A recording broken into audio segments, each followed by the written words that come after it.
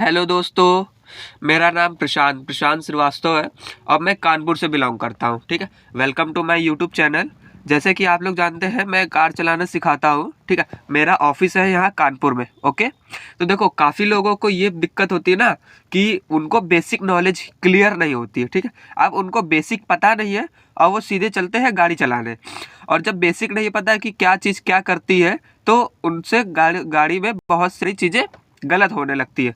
तो आज मैं आपको यही कुछ चीज़ें बताऊंगा जिस चीज़ों को आपको बहुत ज़्यादा ध्यान में रखना है। ठीक है, तो चलो सबसे पहले आप लोग शुरू करते हैं अपने पैरों से।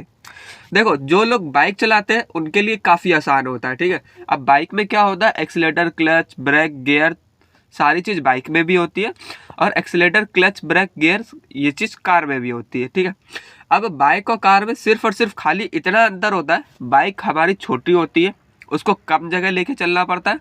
कार हमारी बड़ी होती है, उसको ज़्यादा जगह लेके चलना पड़ता है। ठीक है, तो चलो अब हम लोग सबसे पहले नीचे से समझेंगे। जैसे कि आप लोगों को दिखाई दे रहा है, नीचे 3 सिस्टम है, ए, ये बी और ये सी। सबसे पहले एक्सीलेटर आता है, बीच वाले में ब्रेक आता है, लेफ्ट वाले में क्लच आता है। एक्सीलेटर हो गया, ब्रेक हो गया, क्लच हो गया, ये 3 सिस्टम है और 2 पैर है। कैसे क्या कंट्रोल रहता है, देखो अब हम आपको बताएं। एक्सीलेटर का काम होता है गाड़ी को तेज करना, ब्रेक का काम होता है गाड़ी को धीरे करना, क्लच का काम होता है गाड़ी का इंजन को फ्री करना। क्लच का क्या काम होता है, इंजन को फ्री करना। ठीक है, चलो ठीक है, अब 3 सिस्टम है, 2 पैर है। कैसे क्या कंट्रोल होता है, अब जो हमारा राइट वाला पैर है, ठीक है, वो हमारा एक्सीलेटर पे रहेगा और वही पैर हमारा ब्रेक पे आता है। ठीक है, अब ये जो राइट वाला पैर है वो एक्सीलेटर पे रहता है और वही पैर ब्रेक पे भी चलता है। ये हो गया राइट वाले पैर का काम। और जो लेफ्ट वाला पैर है हमारा, ये हमेशा क्लच पे रहता है। यूज़ होगा तो क्लच ही दबेगा, बाकी क्लच के अलावा और कोई यूज़ नहीं होता।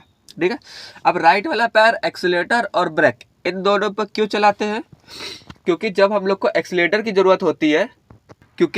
एक्सीलेटर की ज़रूरत होती है तो उस समय पे ब्रेक की ज़रूरत बिल्कुल भी नहीं होती है। देखो, जब एक्सीलेटर की ज़रूरत है तो गाड़ी को हम लोग तेज़ कर रहे हैं, जब तेज़ कर रहे होते हैं ना तो ब्रेक लगाने की कोई ज़रूरत नहीं पड़ती है। और जब हम लोग गाड़ी में ब्रेक लगा रहे होते हैं, गाड़ी की स्पीड कम कर रहे होते हैं, तो एक्सीलेटर लेने की कोई ज़रूरत नहीं होती। इसलिए इन दोनों पे पैर हम लोग मूव करते रहते हैं। जैसी कंडीशन होती कि एक्सीलेटर दबाना है तो एक्सीलेटर दबाएंगे, ब्रेक दबाना है तो ब्रेक दबाएंगे। ठीक है, और क्लच वाला पैर परमानेंट क्लच पे ही यूज़ रहेगा। अगर क्लच दबाना होगा तो दबाएंगे, नहीं दबाना होगा तो नहीं दबाएंगे। ये हो गई हमारी नॉर्मल पैर की बात। अब पैर से चलो अब लोग हाथ में शिफ्ट कर देंगे, हाथ में क्या होता है और कैसे होता है। ठीक है, चलो ये है हमारी गियर। ठीक है, जैसे जैसे आपको ये सारी चीज़ें दिख रही हैं, सेम टू सेम उसी तरीके से गियर लगाई भी जाती है। ठीक है, सबसे पहले मैं आपको बता दूं, ये जो बीच वाली रो होती है ना, ये ऑल टोटल न्यूट्रल होती है। न्यूट्रल इन द सेंस कि हाँ, हमारी गाड़ी में कोई भी गियर नहीं लगी हुई है। ठीक है, अब नीचे स्प्रिंग लगी रहती है जो कि आपको हमेशा मिड पॉइंट पे रखेगी, ना लेफ्ट रखेगी और ना ही राइट रखेगी। ठीक है, देखो जैसे होता क्या है, लेफ्ट करेंगे छोड़ेंगे तो भी बीच में आ गई, राइट करेंगे छोड़ेंगे तो भी बीच में आ गई। ठीक है, अब नीचे स्प्रिंग लगी रहती है जो कि आपको हमेशा मिड पॉइंट पे रखेगी। अब जैसे जैसे जिस डायरेक्शन में ये गियर बनी है उसी डायरेक्शन पे हम लोग गियर चलाएंगे भी। अब फर्स्ट नंबर गियर के लिए क्या है, पहले लेफ्ट है फिर आगे है, पहले लेफ्ट किया फिर इसको आगे कर दिया, ये हो गई हमारी फर्स्ट नंबर गियर। ठीक है, फर्स्ट के बाद सेकंड नंबर गियर इसी के एग्जैक्ट पीछे है, सेम टू सेम इसको पीछे कर देंगे तो ये हो जाती है हमारी सेकंड नंबर गियर। अब सेकंड से थर्ड ले जाने के लिए देखिए कोई भी पर्टिकुलर एक लाइन नहीं है, ये 2 बार गियर कट होके गई है, उसी तरीके से गियर चलेगी भी।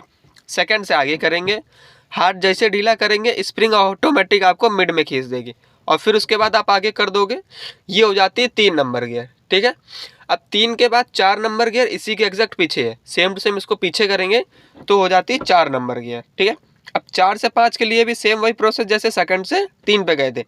अब 4 से न्यूट्रल करेंगे, अब इसको राइट साइड खींचेंगे, अब फिर इसको आगे बढ़ाएंगे तो ये हो जाती है 5 नंबर गियर। ठीक है दोस्तों, अब ये 5 नंबर गियर हो गई। अब 5 के बाद न्यूट्रल और न्यूट्रल के बाद फिर रिवर्स गियर लगेगी और फिर इसके पीछे रिवर्स गियर। ठीक है, और रिवर्स गियर जरूर याद रखिएगा कि हमेशा न्यूट्रल होने के बाद ही लगती है। ओके भाई, ठीक है, अब ये हो गई हमारी नॉर्मल हाथ की बात कि हाँ गियर किस तरीके से लगाई जाती है।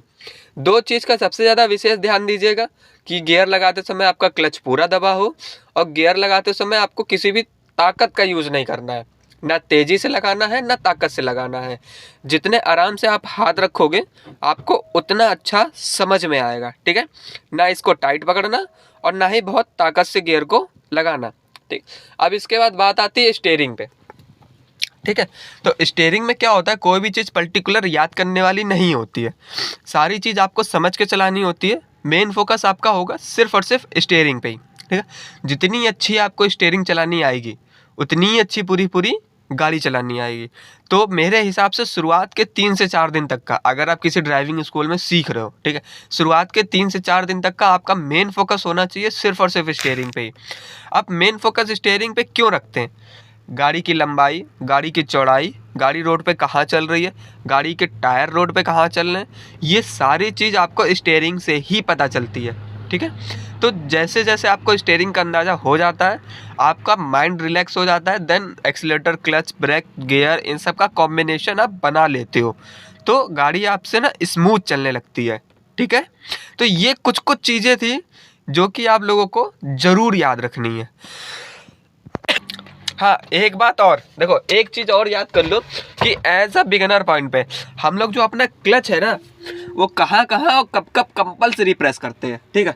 सबसे पहले तो अगर आप गाड़ी स्टार्ट करोगे तो भी आप क्लच दबाओगे, गाड़ी में अगर आप ब्रेक लगाओगे तो भी आप क्लच दबाओगे, गाड़ी में अगर आप गियर चेंज करोगे तो भी आप क्लच दबाओगे, गाड़ी में अगर आप टर्न करोगे लेफ्ट या राइट कोई भी टर्न करोगे तो भी आप क्लच अपना पूरा दबाओगे। ये 4 जगह रहती है जहाँ पे जब आप गाड़ी सीख रहे हो तो आप कंपलसरी क्लच दबाओगे ही दबाओगे, बिना किसी से पूछे, बिना किसी से कुछ भी सुने, आपको क्लच दबाना ही दबाना है इन चारों जगहों पे। ये चीज़ ज़रूर याद रखिएगा। क्लच अगर कंट्रोल रहता है तो हमारी गाड़ी लड़ने भिड़ने से बच जाती है। ओके दोस्तों,